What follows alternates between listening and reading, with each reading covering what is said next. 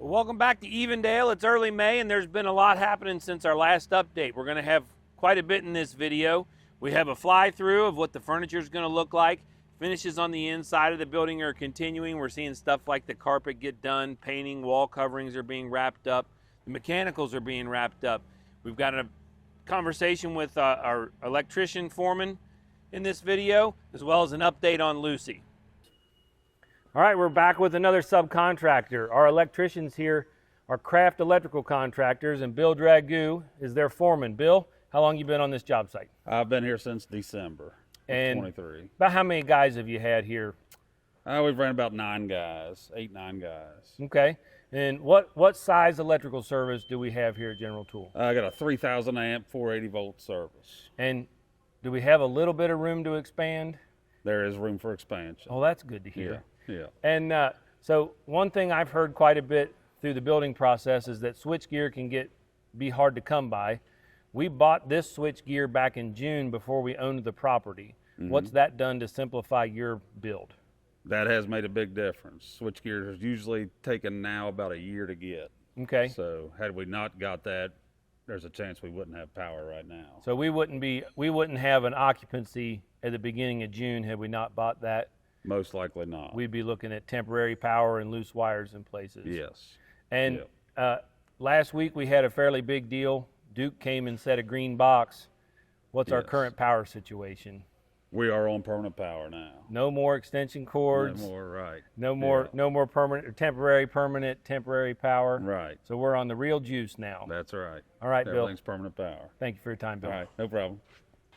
I'm standing now in the fabrication bay to the west end of it, and I'm standing amidst ductwork and air devices, and everything near me here is related to keeping the air conditioned and clean. So this is the ductwork. You can see here one of the HVAC units behind me. This short one on this side is the air return for this HVAC unit, and then the supply duct goes up the wall over and actually feeds all the way to the north side of the building, and we have 6 of those along this wall. So there was a lot of time spent to make sure that this ducting didn't interfere with the crane or the fire suppression or any of the other life safety devices. So there's a lot of stuff happening in a tight space between the wall and the columns. As I walk over here, we've got some air devices that we don't have anywhere in General Tool yet. These are called air revolvers, and these are going to work like giant air filters. There's going to be 6 of these along the wall in fabrication.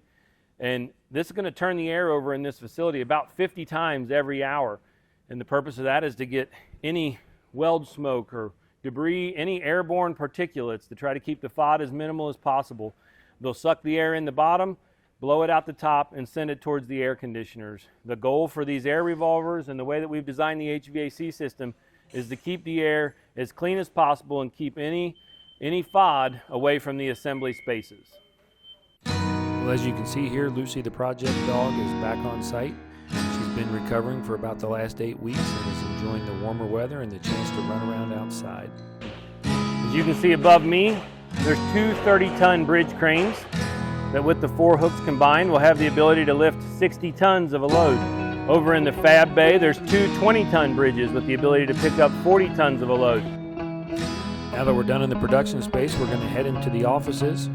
This is a fly-through that was prepared for us by our furniture vendor, River City Furniture.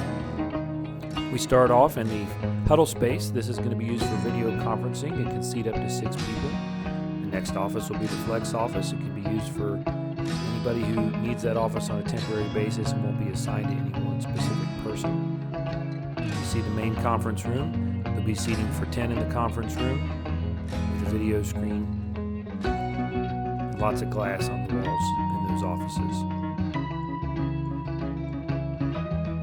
As it pans around, we'll see the lobby as well as the team coordinator's desk. That will be where visitors check in. And as we pass the team coordinator desk, we go through the door into the engineering space. In the engineering space, we have a furniture system that includes adjustable height desks, locker space for storage. You see we have dark carpet flooring underneath the furnishings.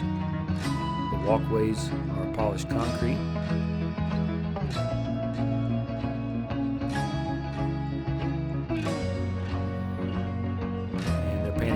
into the storage area and copy area.